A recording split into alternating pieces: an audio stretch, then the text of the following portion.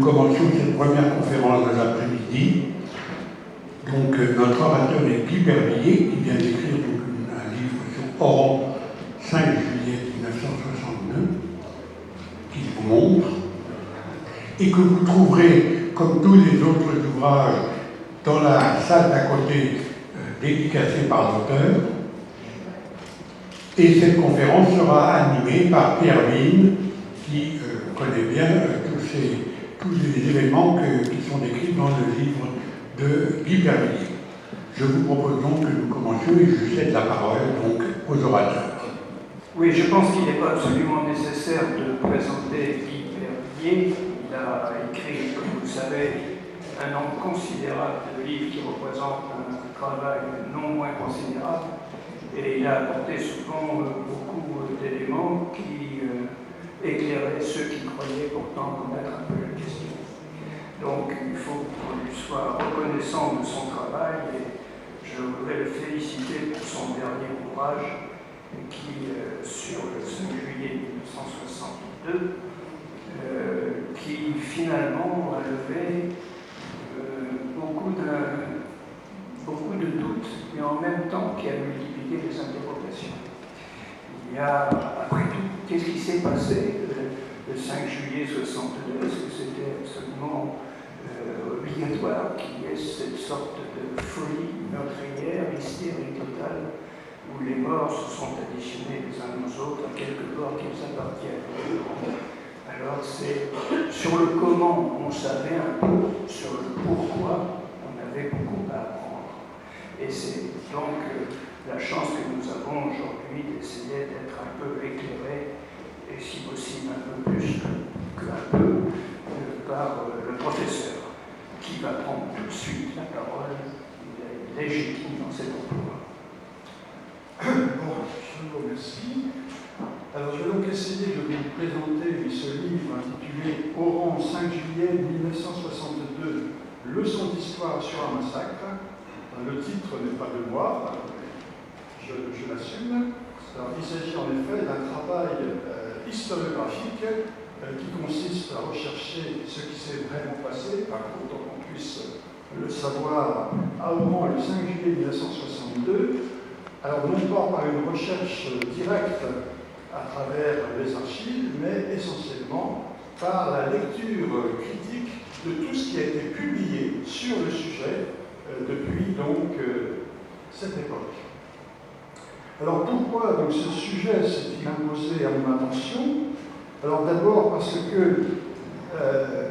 la guerre d'Algérie, qui est une histoire très complexe à analyser, est perçue très souvent et de plus en plus à travers quelques grands événements censés être plus faciles à comprendre, à connaître et à interpréter que l'ensemble de ce conflit extrêmement compliqué à connaître. Et c'est ainsi que quelques dates semblent avoir retenu plus que leur part d'attention, les unes vers le début de la guerre d'Algérie, notamment le juillet 1945 autour de Sétif et de Guelma, mais aussi le 20 août 1955 dans le Nord-Constantinois. Et puis d'autre part, il y a d'autres événements qui ont eu lieu vers la fin de la guerre d'Algérie, en particulier la répression de la manifestation algérienne du 17 octobre 1961 à Paris, puis la répression de la manifestation anti-OS du 8 février 1962, connue également sous le nom de massacre du métro Charonne. Et puis il y a également la fusillade de la rue d'Isly à Alger le 26 mars 1962, une semaine exactement après la proclamation du cessez-le-feu. Mais il y a encore une date qui est probablement la moins connue de toutes, à savoir le 5 juillet 1962 à Oran. Or, cet événement me semble, pour autant qu'on puisse en être sûr, être caractérisé par le bilan le plus lourd de tous ces événements sanglants. En effet, il y a eu de comptage des morts qui ont abouti, alors je parle des morts français d'Oran, car il y a eu également un certain nombre de morts algériens, mais c'est surtout le problème des morts français à Oran qui constitue le problème le plus important et qui a inspiré le plus de publications et de discussions.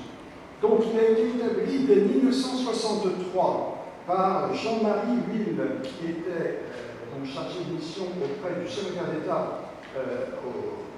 à la coopération, c'est-à-dire